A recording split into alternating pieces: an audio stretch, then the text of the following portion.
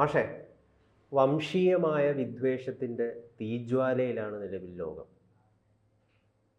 തീവ്രവാദം മതം മൂത്ത് മൂത്ത് അത് തീവ്രവാദത്തിലേക്ക് കടക്കുന്നു.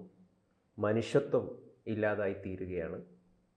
ഈ ഒരു സാഹചര്യത്തിലാണ് യഥാർത്ഥത്തിൽ ശ്രീനാരായണ ഗുരു പറഞ്ഞ സന്ദേശങ്ങളുടെ പ്രസക്തി വലിയ രീതിയിൽ വർദ്ധിക്കുന്നത്. കഴിഞ്ഞ ദിവസം മുഖ്യമന്ത്രി പിണറായി വിജയൻ ശിവഗിരി തീർത്ഥാടന സമ്മേളനം ഉദ്ഘാടനം ചെയ്തുകൊണ്ട് പറഞ്ഞൊരു കാര്യം വലിയ രീതിയിൽ വിവാദമായി തീർന്നിരിക്കുകയാണ്. ശ്രീനാരായണ ഗുരു സനാതനധർമ്മത്തിൻ്റെ പ്രയോക്താവല്ല എന്നാണ് മുഖ്യമന്ത്രി പറഞ്ഞത്. എന്താണ് മാഷിന് ഇതിലുള്ള അഭിപ്രായം? അതിൽ ആദ്യം തന്നെ നമ്മൾ എന്താണ് സനാതനധർമ്മം എന്ന കാര്യത്തിൽ വ്യക്തത വരുത്തിയതിന് ശേഷം മാത്രമാണ് അതായിരുന്നു ശ്രീനാരായണ ഗുരു അല്ലയോ എന്ന് തീരുമാനിക്കാനായിട്ട് കഴിയും. ഇപ്പോൾ ഇന്ത്യൻ ഫിലോസഫിയുമായി ബന്ധപ്പെട്ട് രണ്ട് തരത്തിൽ ഈ സനാതനധർമ്മം എന്ന് പറയുന്നത് വ്യാഖ്യാനിക്കപ്പെടുന്നുണ്ട്. അതിലൊന്ന് വർണ്ണാശ്രമ വ്യവസ്ഥയുമായി ബന്ധപ്പെട്ടതാണ്. സനാതനധർമ്മത്തിൻ്റെ ഒരു ഭാഗമാണ് വർണ്ണാശ്രമ വ്യവസ്ഥ എന്ന രീതിയിൽ സനാതനധർമ്മത്തെ വ്യാഖ്യാനിക്കുന്ന ഒരു രീതിയുണ്ട്. ആ രീതി വെച്ച് പരിശോധിച്ചാൽ ശ്രീനാരായണ ഗുരു സനാതനധർമ്മത്തെ ന്യായീകരിച്ചിരുന്ന ഒരാളല്ല. കാരണം അദ്ദേഹം വളരെ ശക്തമായിട്ട് വർണ്ണാശ്രമ വ്യവസ്ഥയെ എതിർത്ത ഒരാളാണ്. കാരണം അദ്ദേഹത്തിൻ്റെ മുന്നിലുള്ള വലിയ പ്രശ്നം എന്ന് പറഞ്ഞാൽ ജാതിയുടെ ഉച്ചനീചത്വങ്ങൾ കൊണ്ട് കരാളമാക്കപ്പെട്ടിരിക്കുന്ന ഭൂഭാഗമായിരുന്നു അദ്ദേഹത്തിൻ്റെ കേരളം എന്ന് പറയും. അതാണ് അന്ന് വിവേകാനന്ദൻ പറഞ്ഞത് ഇത് ഭ്രാന്താലയമാണെന്ന് പറയാൻ കാരണം. മാത്രമല്ല, അധസ്ഥിതരായിട്ടുള്ള മനുഷ്യർക്ക് വഴിയടക്കാനുള്ള സ്വാതന്ത്ര്യം ഉണ്ടായിരുന്നില്ല, അവർക്ക് ദേവാലയങ്ങളിൽ പ്രവേശനം ഉണ്ടായിരുന്നില്ല, അവർക്ക് ദേവപ്രതിഷ്ഠ നടത്താനായിട്ടുള്ള അധികാരമുണ്ടായിരുന്നില്ല, അവർക്ക് നല്ല ദൈവങ്ങളെക്കുറിച്ച് സംസാരിക്കാൻ അധികാരമുണ്ടായിരുന്നില്ല. ആ വ്യവസ്ഥയ്ക്കെതിരെ പ്രവർത്തിച്ച ഒരാളാണ് ശ്രീനാരായണ ഗുരു. അതിന് ഏറ്റവും നല്ല തെളിവ് എന്ന് പറയുന്നത് അരുവിപ്പുറം പ്രതിഷ്ഠ തന്നെയാണ്. കാരണം അദ്ദേഹം വെള്ളത്തിൽ നിന്ന് ഒരു പാറക്കല്ലെടുത്തിട്ട് അത് പ്രതിഷ്ഠിക്കുകയാണ് ചെയ്തത്. അപ്പോൾ അത് പ്രതിഷ്ഠിക്കാനായിട്ടുള്ള അധികാരം അദ്ദേഹത്തിന് ആര് കൊടുത്തു എന്നാണ് ബ്രാഹ്മണ സമൂഹം ചോദിച്ചത്, അല്ലെങ്കിൽ ബ്രാഹ്മണർ ചോദിച്ചത് അതാണ്. അപ്പോഴാണ് അദ്ദേഹം പറഞ്ഞത്, ഞാൻ ശിവനെ പ്രതിഷ്ഠിക്കാൻ നിങ്ങൾക്ക് എന്താ അധികാരം? അപ്പം അദ്ദേഹം പറഞ്ഞ്, ഞാൻ ഈഴവ ശിവനെയാണ് പ്രതിഷ്ഠിച്ചത് എന്നാണ് പറഞ്ഞത്. അതിനെ ചോദ്യം ചെയ്യാൻ നിങ്ങൾക്ക് എന്താണ് അധികാരം? ഇവിടെയുള്ളൊരു സംശയം എന്താണെന്ന് വെച്ച് കഴിഞ്ഞാൽ, മുഖ്യമന്ത്രി പറയുന്നത് സംഘപരിവാർ ഫോൾഡിലേക്ക് ശ്രീനാരായണ ഗുരുവിനെ ചാർത്തി കെട്ടുവാൻ വേണ്ടിയിട്ട് പരിശ്രമം നടക്കുന്നു, തെറ്റാണെന്നാണ്. യഥാർത്ഥത്തിൽ ജനങ്ങളെ ഉദ്ബോധരാക്കുവാൻ വേണ്ടിയിട്ട് ഗുരു ഉപയോഗിച്ചതെല്ലാം ടൂള് എന്ന് പറയുന്നത് ഈ ഹിന്ദു ടൂള് തന്നെയല്ലേ യഥാർത്ഥത്തിൽ. ഈ ശിവനെ ഉപയോഗിച്ചു. എന്തിന് അദ്ദേഹം ശിവനെ ഉപയോഗിച്ചു? ശിവൻ ഹിന്ദുയിസത്തിൽ ഒരു വലിയ ദൈവമാണ്, എല്ലാവരും വിശ്വസിക്കുന്ന. അല്ലെങ്കിൽ അദ്ദേഹം പറഞ്ഞ ഒരുപാട് കാര്യങ്ങൾ, ഒരുപാട് ശ്ലോകങ്ങൾ, ഇതൊക്കെ വേദാന്തവുമായിട്ട് ബന്ധപ്പെട്ടിരിക്കുന്ന കാര്യമാണ്. അപ്പം ഹിന്ദു ആയിരുന്നില്ല യഥാർത്ഥത്തിൽ ശ്രീനാരായണ ഗുരു? ഹിന്ദു ആണോ എന്നുള്ളതല്ല പ്രശ്നം. അന്നക്കാലത്ത് ഹിന്ദുക്കൾക്ക് ജീവിക്കാൻ, ഈഴവരും അതേപോലെ തന്നെ പുലയരായിട്ടുള്ള ആളുകൾക്ക് ജീവിക്കാൻ അവകാശമുണ്ടോ എന്ന് ആരോടാണ് ചോദിക്കുന്നത്? ഹിന്ദുവിനല്ലേ ചോദിക്കുന്നത്, അല്ലേ? അന്ന് അവർക്ക് അതിന് അവകാശം ഉണ്ടായിരുന്ന, അവർക്ക് പുലയർക്ക് ക്ഷേത്രങ്ങളിൽ പ്രവേശനം ഉണ്ടായിരുന്നില്ല എന്ന് മാത്രമല്ല, വഴിയടക്കാൻ പോലും സ്വാതന്ത്ര്യം ഉണ്ടായിരുന്നില്ല. ബ്രാഹ്മണൻ വരുന്ന സമയത്ത്, അവൻ പല്ലക്കിൽ വരുന്ന സമയത്ത് ആഹോ ഓഹോ എന്നൊക്കെ പറഞ്ഞ് ഒച്ചയുണ്ടാക്കുമ്പോൾ ഇവനപ്പുറത്തുള്ള ഏതെങ്കിലും ചെളിക്കുണ്ടി പോയി കഴിഞ്ഞ് പൂണ്ട് കിടക്കണമായിരുന്നു. ആ വ്യവസ്ഥയാണ് വെല്ലുവിളിച്ചത് ശ്രീനാരായണൻ. വെല്ലുവിളിക്കാൻ എന്ത് ആയുധം ഉപയോഗിക്കണം എന്നുള്ളത് പോരാളിയുടെ തീരുമാനമാണ്. മറ്റായുധങ്ങൾ ഉപയോഗിച്ചാണ് ശ്രീനാരായണ ഗുരു വെല്ലുവിളിച്ചിരുന്നതെങ്കിൽ വിജയിക്കുമായിരുന്നില്ല എന്നാണ് ഞാൻ കരുതുന്നത്. അദ്ദേഹത്തിന് വളരെ കൃത്യമായിട്ട് എങ്ങനെയാണ്, അതായത് ഒരു രൂക്ഷിതമായ രീതിയിൽ ഒരു വെല്ലുവിളി നടത്താൻ ശ്രീനാരായണ ഗുരു തയ്യാറായില്ല. ഇല്ല, വളരെ ശാന്തനും സൗമ്യനുമായിരുന്നു അദ്ദേഹം. അദ്ദേഹത്തിൻ്റെ ചോദ്യങ്ങൾ നേരിടാൻ അക്കാലത്തെ മതഭ്രാന്തന്മാർക്ക് കഴിയാതെ പോയതും അദ്ദേഹം ഈ ടൂളുകൾ ഉപയോഗിച്ചതിൻ്റെ പേരില്ല. ആ ടൂൾ തന്നെയാണ് ഉപയോഗിക്കേണ്ടത്. അദ്ദേഹം എല്ലാ സ്ഥലത്തും ക്ഷേത്രങ്ങൾ സ്ഥാപിക്കാനും ക്ഷേത്രങ്ങളിൽ പ്രതിഷ്ഠ നടത്താനുള്ള അവകാശം ആർക്ക് കൊടുത്തു? ഈ അധസ്ഥിതരായിട്ടുള്ള മനുഷ്യർക്ക് കൊടുത്തു. അവരപ്പോൾ ഹിന്ദുക്കളായിരുന്നില്ലേ?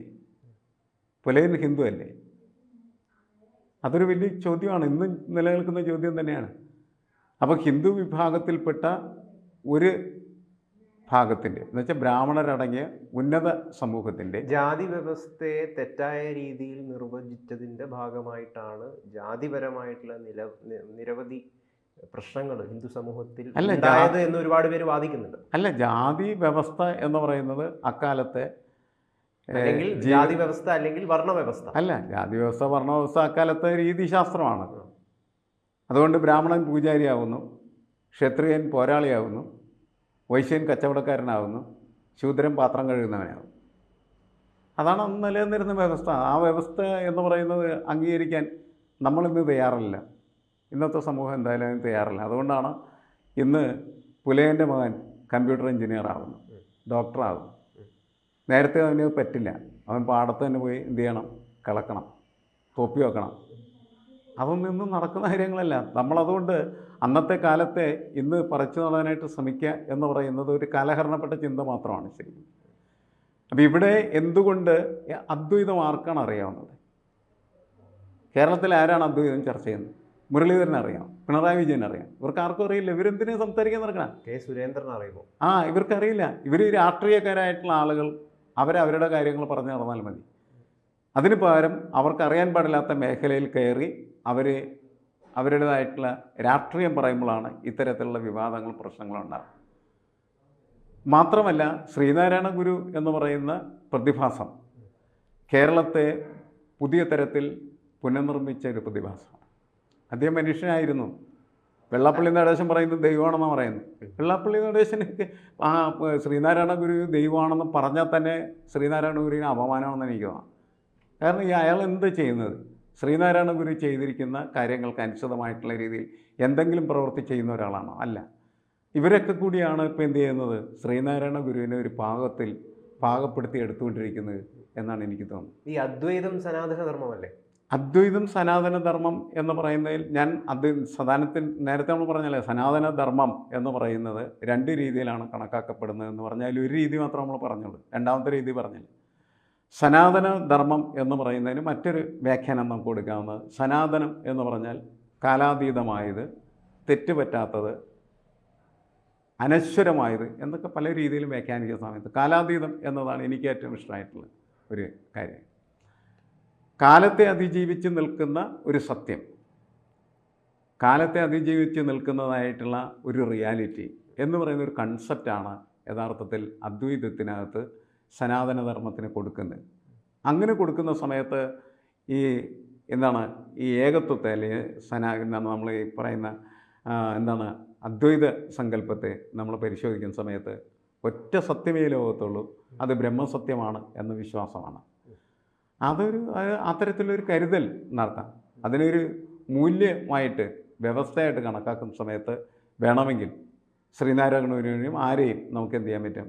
സത്യത്തിന് വേണ്ടിയിട്ട് അന്വേഷിച്ച് നടക്കുന്ന ആളുകളെയും സനാതനികൾ എന്ന് വിളിക്കാം. ഗാന്ധി പോലും ശ്രീനാരായണ ഗുരുവിനെ ഒരു ഹിന്ദു ആണ് എന്ന് വിളിക്കുന്നതിൽ എന്തെങ്കിലും തെറ്റുണ്ടോ? അല്ല, ശ്രീനാരായണ ഗുരു ഹിന്ദുവാണ് എന്ന് പറയുന്നത് എന്തിൻ്റെ അടിസ്ഥാനത്തിൽ? അദ്ദേഹം ജനിച്ചത് ഈഴവനായതുകൊണ്ടല്ലേ? അല്ല പറയട്ടെ, ഞാൻ ആളുകളിപ്പോൾ അങ്ങനെയല്ലേ കണക്കാക്കുന്നത്. നൽകിയ സന്ദേശങ്ങളൊക്കെ അദ്ദേഹത്തിൻ്റെ സന്ദേശം എന്ന് പറയുന്നതിനിടയിൽ അദ്ദേഹം എന്താ പറഞ്ഞത്? മതം ഏതായാലും മനുഷ്യൻ നന്നായാലും മതി എന്ന് പറഞ്ഞു. അതാണ് അദ്ദേഹത്തിൻ്റെ ഏറ്റവും വലിയ സന്ദേശം എന്ന് പറഞ്ഞാൽ. അപ്പോൾ പിന്നെ അവിടെ ഹിന്ദുവിന് എന്താ പ്രസക്തി? ക്രിസ്ത്യാനിക്ക് എന്താ പ്രസക്തി? മുസ്ലിം എന്താ പ്രസക്തി? മനുഷ്യനാണ് പ്രസക്തി. അപ്പോൾ ഈ വേദത്തിലൊക്കെ ഈ ഏകം സത്ത് വിപ്ര ബഹുദാ വദന്തി പോലുള്ള ഇത് നമുക്ക് കാണാം. അതായത് സത്യം ഒന്നേ ഉള്ളൂ, അതിനെ ജ്ഞാനികൾ പല രീതിയിൽ വ്യാഖ്യാനിക്കുന്നു. ശരിക്കും പറഞ്ഞാൽ ഈ ഒരു സന്ദേശം ശ്രീനാരായണ ഗുരുവിൻ്റെ മെസ്സേജിലും നമുക്ക് കാണാൻ വേണ്ടി അല്ല, അദ്വൈത സിദ്ധാന്തത്തിൻ്റെ ഒരു മെസ്സേജാണ് there is only one reality എന്ന് പറഞ്ഞത്. അത്യന്തികമായിട്ടുള്ള സത്യം ഒന്നേ ഉള്ളൂ. ആ സത്യം എന്ന് പറയുന്നത് ബ്രഹ്മമാണ് എന്ന് വിശ്വസിക്കുന്നവരാണ് അദ്വൈതികൾ. രണ്ടില്ല, ദ്വൈത്തമില്ലല്ലോ. ഞാൻ ഈ ശ്രീനാരായണ ഒരു ഹിന്ദു ആണോ എന്ന് ചോദിക്കാൻ കാരണം, അദ്ദേഹം ഈ ഒരു ഇന്ത്യൻ ഫിലോസഫിയാണ് അദ്ദേഹം മുഴുവനായിട്ട് ഉപയോഗിച്ചത്. ആ അർത്ഥത്തിൽ അദ്ദേഹം ഒരു ഹിന്ദു അല്ലേ എന്നാണ് ഞാൻ ചോദിച്ചത്. അല്ല, ഞാൻ ചോദിക്കുന്നത് നിങ്ങൾ ഹിന്ദു എന്ന് പറഞ്ഞാൽ ആരെയാണ് ഹിന്ദുവിനെ കണക്കാക്കുന്നത്? ഇന്നത്തെ ആളുകൾ ഹിന്ദു എന്ന് പറഞ്ഞാൽ ആരാണ്? ഹിന്ദു മതവിശ്വാസിയായിട്ടുള്ള ഒരാളാണ് ഹിന്ദു എന്ന് പറയുന്നത്. ശ്രീനാരായണ ഗുരു ആ തരത്തിലൊരു ഹിന്ദു മതവിശ്വാസി ആയിരുന്നില്ല എന്നാണ് അദ്ദേഹത്തിൻ്റെ പുസ്തകങ്ങളിൽ നിന്ന്, അദ്ദേഹത്തിൻ്റെ പ്രയോഗങ്ങളിൽ നിന്നൊക്കെ നമ്മൾ മനസ്സിലാക്കുന്നത്. അപ്പോൾ അദ്ദേഹത്തെ സംബന്ധിച്ചിടത്തോളം അദ്ദേഹം അദ്വൈതിയാണെന്ന് ചോദിച്ചാൽ അദ്വൈതിയായിരുന്നു. അപ്പോൾ ഈ ശിവൻ ഹിന്ദു മതത്തിൻ്റെ ഒരു പ്രൊഡക്റ്റ് അല്ലേ? അദ്ദേഹം എന്ന് വെച്ചാൽ എന്താണ് വൈഷ്ണവ മതം, അത് ഹിന്ദു മതമായിട്ട് അതിന് പൊരുത്തമില്ലല്ലോ ശരിക്കും പറഞ്ഞു, വൈരുദ്ധ്യം ഉണ്ടല്ലോ ശരിക്കും പറഞ്ഞു. വൈഷ്ണവ മതത്തെ ഹിന്ദു മതക്കാരെ അംഗീകരിക്കുന്നില്ലല്ലോ. വൈഷ്ണവരുടെ ഒരു നേതാവാണ് ശരിക്കും പറഞ്ഞാൽ, അദ്ദേഹത്തിൻ്റെ ഒരു ദൈവമാണ്, അല്ലെങ്കിൽ അവരുടെ ഒരു ദൈവമാണ് ശിവൻ എന്ന് പറയുന്നത്. ആ കൺസെപ്റ്റിലേക്കൊന്നും പോകാൻ തയ്യാറല്ല. അങ്ങനെ എന്തെല്ലാം കാര്യങ്ങൾ ഇതിൻ്റെ അകത്ത്, എന്തെല്ലാം സങ്കീർണമായിട്ടുള്ള പ്രശ്നങ്ങൾ അതിൻ്റെ അകത്ത്. ഞാൻ ഹിന്ദു മതം എന്ന് മനസ്സിലാക്കിയിരിക്കുന്നത് വൈഷ്ണവന്മാരും ഈ ശൈവൈറ്റ്സും അതുപോലെ തന്നെ അങ്ങനെ ദേവി ആരാധിക്കുന്നവരും എല്ലാവരും ഉള്ളൊരു സ്ഥാനത്തെയാണ് ഞാൻ മനസ്സിലാക്കിയിരിക്കുന്നത്. നമ്മളെ മനസ്സിലാക്കിയിട്ട് കാര്യമില്ല. ഹിന്ദുത്വവാദികളൊന്നും അംഗീകരിക്കാൻ തയ്യാറല്ല. ഏത് രീതിയിലാണ് ഇത് നിലനിൽക്കുന്നത് എന്ന് നോക്കുന്നത് അതിൻ്റെ ഒരു പ്രായോഗിക രൂപത്തിൻ്റെ അടിസ്ഥാനത്തിലാണ്. ഇപ്പോൾ ശങ്കരാചാര്യ അദ്വൈതവാദിയായിരുന്നു. പക്ഷേ പണ്ഡിറ്റ് കറുപ്പൻ അദ്ദേഹത്തെ വെല്ലുവിളിക്കുന്ന ഒരു രീതിയുണ്ട്. ആ വെല്ലുവിളിക്കുന്ന ഗ്രന്ഥത്തിൽ ചോദിച്ചിരിക്കുന്ന ചോദ്യം എന്ന് പറയുന്നത് വഴിമാറാൻ പറയുന്നുണ്ടല്ലോ മനുഷ്യൻ. ആരോടാണ് വഴിമാറാൻ പറയണം? പുലയനോടും അതേപോലെ തന്നെ പറയനോടും ഒക്കെ വഴിമാറാൻ. അങ്ങനെ വഴിമാറാൻ പറയുമ്പോൾ ഈ പണ്ഡിറ്റ് കറുപ്പൻ ചോദിക്കുന്ന ഒരു ചോദ്യമുണ്ട്. വഴിമാറേണ്ടത് ഗാത്രമാണോ അതേപോലെ തന്നെ ആത്മാവാണോ എന്നാണ് ചോദിക്കുന്നത്. ശരീരമാണോ ആത്മാവാണോ വഴിമാറേണ്ടതെന്ന് ചോദിക്കുന്നത്. ഈ അദ്വൈതി എന്തിനാണ് ഈ വഴിമാറാൻ പറയണത്? അദ്വൈതിയെ സംബന്ധിച്ചിടത്തോളം ആത്യന്തികമായിട്ടുള്ള സത്യം മാത്രമല്ലേ ഉള്ളൂ. നമ്മൾ അതിൽ വളരെ രസകരമായിട്ട് അവതരിപ്പിക്കുന്ന ഒരു കാര്യമുണ്ട്. എന്ന് വെച്ചാൽ നിങ്ങൾ 10 ചട്ടി എടുത്ത് വെക്കുക, അതിലേക്ക് വെള്ളം വെക്കുക, എന്നിട്ട് ഓരോ ചട്ടിയിലും ചെന്ന് നോക്കുക, നിങ്ങൾക്ക് ഓരോ സൂര്യനെ കാണാം. ചട്ടി സൂര്യന്മാർ, സൂര്യൻ്റെ പ്രതിബിംബമാണ്. 10 എണ്ണത്തിൽ 10 സൂര്യനെ നിങ്ങൾക്ക് കാണാം. ഒരു സൂര്യനേ ഉള്ളൂ, 10ആയിട്ട് നിങ്ങൾ കാണുകയാണെങ്കിൽ. ഈ ലോകത്ത് മുഴുവൻ ആളുകൾ ജനിക്കുന്നതും അങ്ങനെയാണെന്ന് പറയുന്നത്. ദൈവത്തിൻ്റെ ആ ആത്യന്തികമായിട്ടുള്ള സത്യത്തിൻ്റെ ഒരു പൊട്ടാണെന്ത് ചെയ്യുന്നത്, ഒരു ഗർഭപാത്രത്തിൽ പിറക്കുന്നത്. അങ്ങനെയാണെങ്കിൽ എല്ലാ ഗർഭപാത്രങ്ങളിലും പിറക്കുന്നത് ദൈവചൈതന്യമാണ് എങ്കിൽ നിങ്ങൾ എന്തിനാണ് ഒരാളെ പുലയനെന്ന് വിളിക്കുന്നത്? നിങ്ങൾ എന്തിനാണ് ഈഴവനെന്ന് വിളിക്കുന്നത്? നിങ്ങൾ എന്തിനാണ് ക്രിസ്ത്യാനി എന്ന് വിളിക്കുന്നത്? നിങ്ങൾ എന്തിനാണ് മുസ്ലിം എന്ന് വിളിക്കുന്നത്? അദ്വൈതം എന്ന് പറഞ്ഞാൽ ഏറ്റവും മഹത്തായിട്ടുള്ള സങ്കല്പമല്ലേ. അവിടെ ഈ ഹിന്ദു തീവ്രവാദികൾക്ക് എന്ത് പ്രസക്തി? അല്ല, അതിന് തിരിച്ചറിയാൻ ഒരു പ്രസക്തി വരത്തില്ല. ഹിന്ദു തീവ്രവാദികൾ മാത്രമല്ല, ഞാൻ പറഞ്ഞ മുസ്ലിം തീവ്രവാദികളായാലും അതേപോലെ തന്നെ നമ്മളിപ്പോൾ ഈ ക്രിസംഗി എന്നൊക്കെ പറയും, ഇവർക്കൊക്കെ എന്ത് പ്രസക്തി ഉള്ളത്? ആത്യന്തികമായിട്ട് നിങ്ങൾ അദ്വൈതവാദിയാണെന്ന് പറഞ്ഞാൽ നിങ്ങൾക്ക് എല്ലാവരും ഒരേപോലെ കാണാനായിട്ട് പറ്റുകയുള്ളൂ. നിങ്ങൾക്ക് മറ്റൊന്നും കാണാനായിട്ട് കഴിയില്ല. അപ്പോൾ ഒരു വശത്ത് അദ്വൈതത്തിൻ്റെ സനാതനത്വം പറയുക, അപ്പുറത്ത് എന്ത് ചെയ്യാന്ന് വെച്ചാൽ അതിനെ ആക്രമിച്ച് പോക്കൃത്തരം കാണിക്കുക. അതല്ലേ ഇപ്പോൾ ഇവിടെ നടന്നുകൊണ്ടിരിക്കുന്നത്. ശ്രീനാരായണ ഗുരുവിൻ്റെ വിഷയം അതൊക്കെ തന്നെയാണ്. ശ്രീനാരായണ ഗുരുവിനെ ശരിയായ രീതിയിൽ മനസ്സിലാക്കിയാൽ ശ്രീനാരായണ ഗുരു നിർമ്മിച്ചതാണ് കേരളം യഥാർത്ഥത്തിൽ. അതല്ലാതെ പണ്ട് കാലത്ത് ആരാണ്ടും കോടാലി വലിച്ചെറിഞ്ഞുണ്ടാക്കിയതൊന്നുമല്ല. ഈ പുതിയ കേരളം എന്ന് പറഞ്ഞാൽ ശ്രീനാരായണ ഗുരുവിൻ്റെ നിർമ്മിതിയാണ്. അതെന്ന് പറഞ്ഞാൽ അത് നവോത്ഥാന ആശയങ്ങളുടെ മഹത്തായിട്ടുള്ള സന്ദേശം. മുഖ്യമന്ത്രി പിണറായി വിജയന്റെ വാക്കുകളിൽ കൃത്യമായിട്ട് ഒരു രാഷ്ട്രീയമാണ്. അദ്ദേഹത്തിന് ഒരു ഭയം കൂടിയുണ്ട്. കാരണം സംഘപരിവാർ ഫോൾഡിലേക്ക് ശ്രീനാരായണ ഗുരുവിനെ അത് ഇവരൊക്കെ രാഷ്ട്രീയമാണ് പറയുന്നത് കൊണ്ടിടുമ്പോൾ മാർക്സിസ്റ്റുകാർക്ക് ശ്രീനാരായണ ഗുരുവിനെ വെച്ച് ലാഭം ഉണ്ടാക്കാൻ പറ്റില്ലേ എന്നുള്ളൊരു ഭയം അദ്ദേഹത്തിന് ഉണ്ടാവില്ലേ? അല്ല, ഞാൻ പറയണത് ഇത് എന്താണ്, പിണറായി വിജയൻ്റെ മാത്രം പ്രശ്നമല്ല. മുരളീധരൻ അപ്പുറത്തുണ്ടല്ലോ അല്ലേ? മുരളീധരൻ ആരാണ്?